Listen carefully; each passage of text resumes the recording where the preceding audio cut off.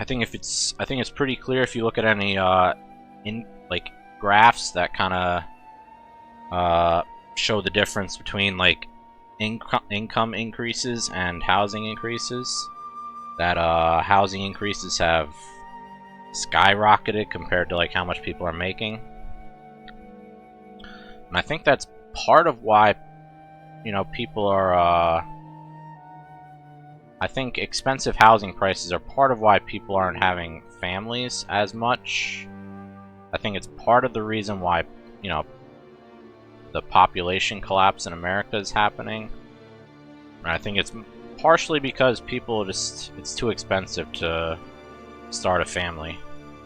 I saw something about him talking about like a 50-year mortgage thing. Like, I don't know what to think about that, but just initially it doesn't sound good. Like I get you're trying to make payments like smaller, but the amount of interest that accrues through like that long of a mortgage, it's almost like a financial trap, like, because you end up paying so much more for the house over that period of time than it's actually worth. It's like, and people don't understand that when they're buying a house when they don't have the money for it. So I think that's part of the trap of what people fall into. And then if you're constantly paying like a high like interest rate and mortgage, it's hard to like get ahead and, you know, put money towards savings. And I think a lot of people fall in the trap of like buying a house like too young when they don't have a lot of money. And I think that could kind of probably like financially stunt you for the rest of your life, especially if you have a family where, you know, you have other bills that you have to you know, where you have other things you have to cover, like monetarily. So you have to cover all the expenses of you, your family, and then on top of that you have to cover a very high interest rate on your house that just literally doesn't go away. And I don't know. I'm not too knowledgeable on this either, but we'll see what Trump said here. What's up, McLovin? So for a very long time, buying and owning a home was considered the principle of the American dream.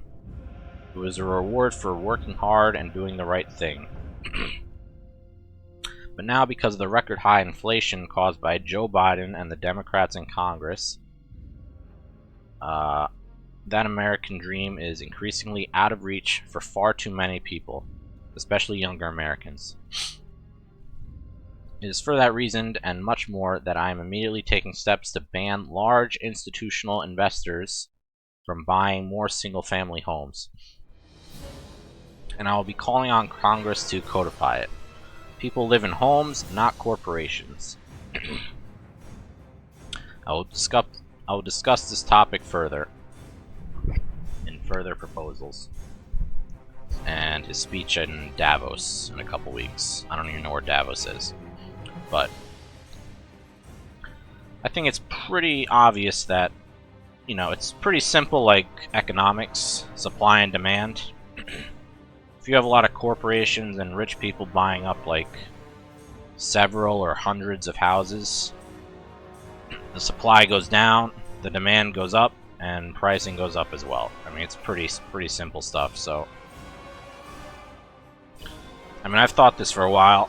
I mean, I think people need to be limited on how many houses they can own.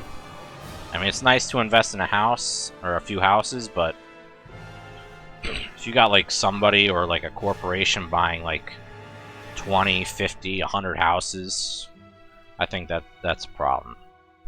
I think it causes the prices to go up significantly. I don't know if it's going to cause the prices to go down, but it might cause the inflation of housing to go down. So maybe in like 10 or 20 years, maybe it'll be more affordable. I mean, it'll probably make the pricing of housing go down, but To what extent, I don't think it's going to do too much, like, quickly, but I think over time it will if you stop these, like, mass ownership of properties. So I think that's a good thing, but I don't know, we'll see. I'm happy to hear it. I mean, he hasn't done anything about it yet, but just bringing up the topic is, I think, refreshing for a lot of people.